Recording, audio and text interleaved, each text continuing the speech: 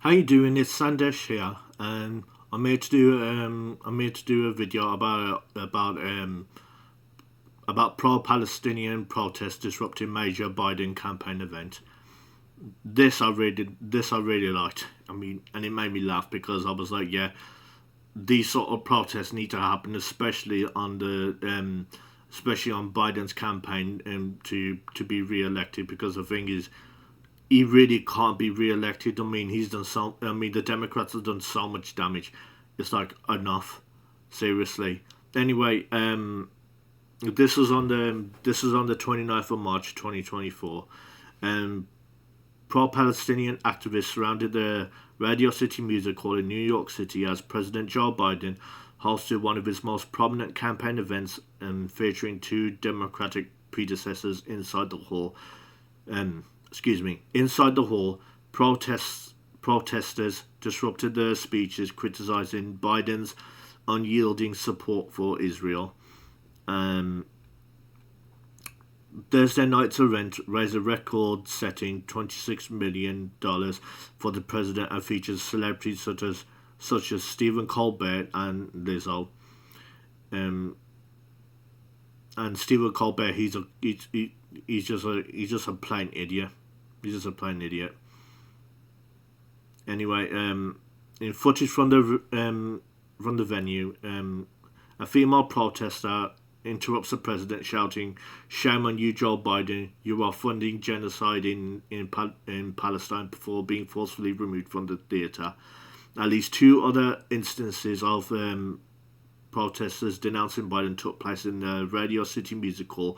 One saying Palestinians are dying right now because of your actions, as another held up a Palestinian flag.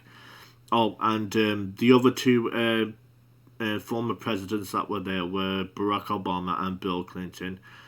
Um, Outside the city of New York, deployed scores of police officers to the streets where hundreds of pro-Palestinian protesters gathered and chanted, "Genocide Joe has to go." There was one pushing between activists, police, and pro-Israel demonstrators.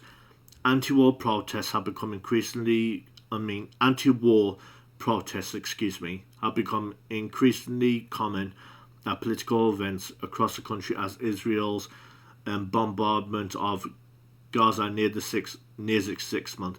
President Biden has been confronted by protesters calling him Genocide Joe at least a dozen times. Additionally, top American officials and other elected politicians have faced similar charges from constituents who were opposed to U.S. funding and military support of Israel. Um, Washington is Tel Aviv's most important backer, supplying 3.8 billion dollars in military aid every year, while providing 70% of the country's arms imports. As the IDF, the Israel's forces uses a strategy in Gaza that relies heavily on munitions.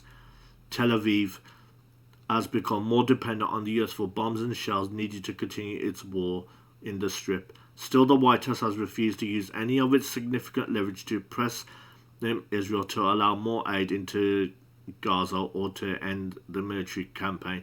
To be honest, at this point, I mean, as far as political leverage, I don't think he has any political leverage against Israel, because it's like, what is Biden going to be able to do to Israel at this point? I mean, it's common knowledge that Trump's going to win.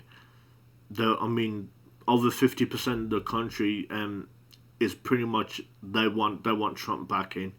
With American provided weapons, Israel has worked to utterly destroy Gaza, with at least 32,000 people dead, most of the infrastructure destroyed, and more than 1 million Palestinians on the brink of famine.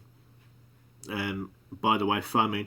They're committing. I mean, they're committing war crimes against Gaza, shutting off incubators in hospitals, for which obviously have babies, bombing hospitals. I mean, and and the Democrats and Biden are just letting this happen. And by the way,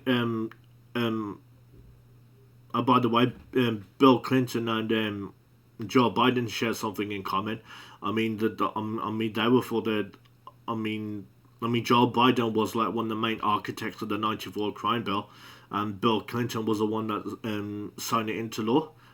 And Barack Obama, you got like Libya and Syria. I mean, I don't really, you could just look up about Barack Obama's war crimes or what he did to Syria and Libya alone. Anyway, I'll leave the article in the video description, and also I'll put a video in the description. That's on X, where you see some of the footage of where the protests actually happened. And by the anyway, here's that's my video. I hope you enjoyed it. Let me know in the comments or what you think. Do you think we need? Do you think the country needs more protests? Because I honestly think more protests needs to happen against the Democrats, because I mean they let the people down. All of them have. I mean, yeah, yeah. I mean, there you go. That's what I think. But let me know in the comments what you think. If you're against the protests or if you're for protests. Anyway, please comment in the video, and I hope you like the video, and I'll see you soon.